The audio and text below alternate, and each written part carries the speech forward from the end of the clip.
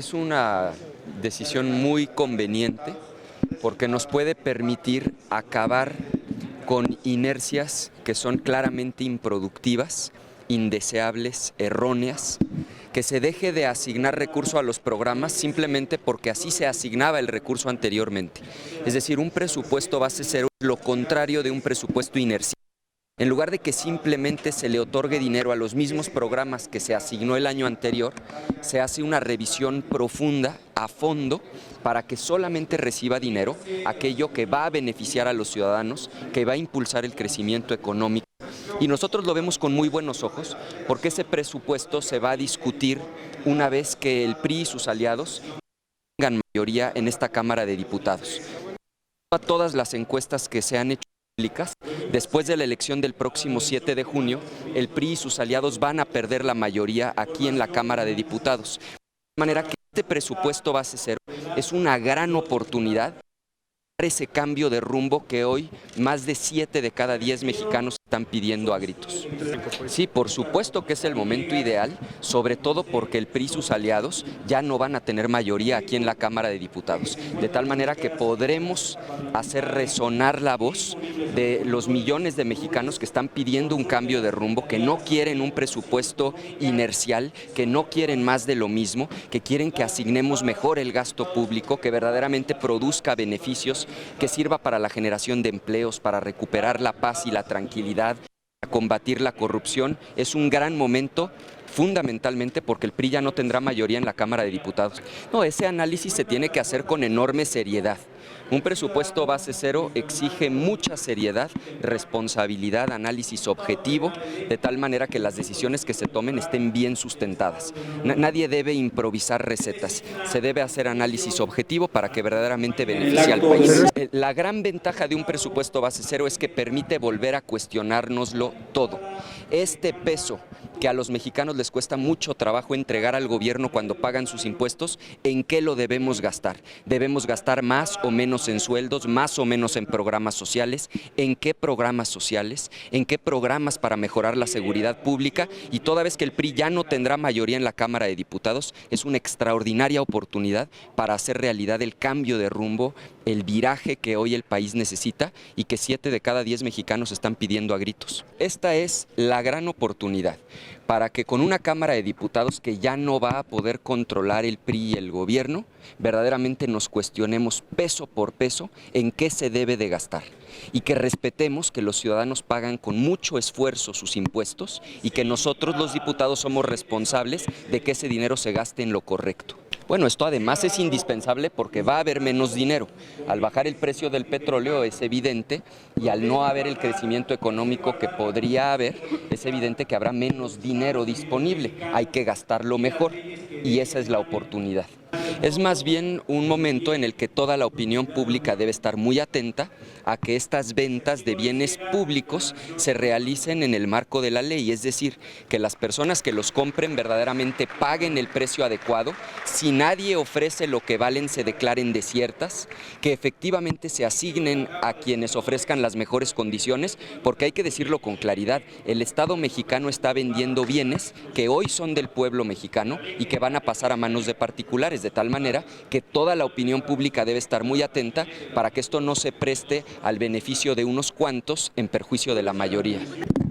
Pero está muy bien el mensaje y todos queremos que salgan a participar los ciudadanos, pero lo que nosotros le exigimos al gobierno más que este tipo de mensajes es primero que garanticen la seguridad de los ciudadanos y de los candidatos, segundo que garanticen que no se van a utilizar recursos públicos en las campañas y tercero que no se van a utilizar los programas sociales para obtener beneficios electorales. Eso es lo que le exigimos al gobierno.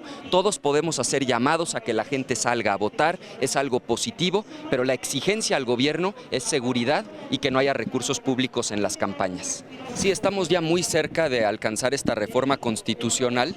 Hay que recordar que el ritmo al que ha venido creciendo la deuda de los estados y municipios es verdaderamente alarmante. Se puede convertir en un problema estructural de no entrar en vigor pronto esta reforma, de tal manera que nuestro llamado es respetuosamente a las legislaturas de los estados que agilicen esta discusión para que muy pronto sea realidad esta reforma, que ponga fin al endeudamiento abusivo y irresponsable por parte de los estados y los municipios en el país. Llevamos décadas diciendo que es importante despetrolizar las finanzas públicas, es decir, depender menos del petróleo, porque de no lograrlo, cuando el petróleo sube nos va muy bien, pero cuando el petróleo baja estamos en una complicación. Esta etapa nos recuerda la importancia de seguir caminando en ese sentido, en un esfuerzo de diversificación. Yo lo único serio que he escuchado del Instituto Nacional Electoral es lo que dijo ayer el presidente del INE. Yo celebro las palabras del presidente del Instituto Nacional Electoral, que ayer por fin dijo que esto requiere una reflexión menos improvisada. La pregunta es si alguien ya se puso a pensar en el más de 1.250.000 ciudadanos que no reciben un sueldo por ser representantes de casilla, que no son funcionarios del INE, que no escogieron ser representantes de casilla, que fueron sorteados y que ese día tendrán que acudir a las casillas como funcionarios desde antes de las 8 de la mañana y probablemente hasta por ahí de las 8 de la noche. Sí es un tema que requiere una reflexión seria, profunda, en donde se eviten las descalificaciones a priori, en donde se eviten los juicios anticipados, en donde nos preguntemos con seriedad si esto va o no a generar complicaciones para los ciudadanos votantes, pero sobre todo para los funcionarios de casilla.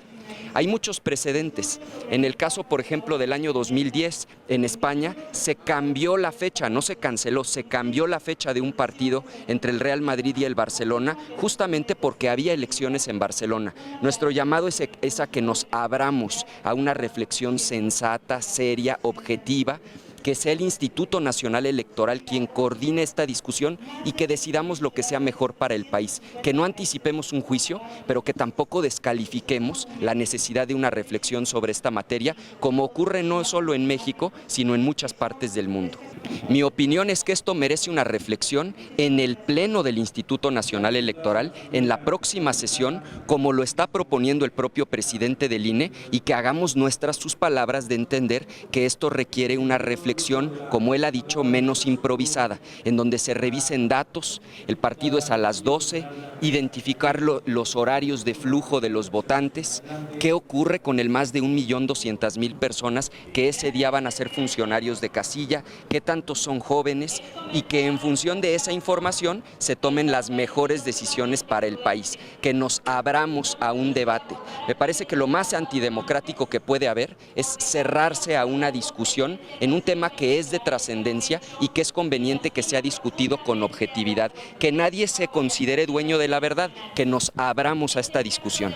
Yo estoy porque el Instituto Nacional Electoral abra esta discusión y se tome la mejor decisión para el país. En principio, no creo que la medida sea la cancelación.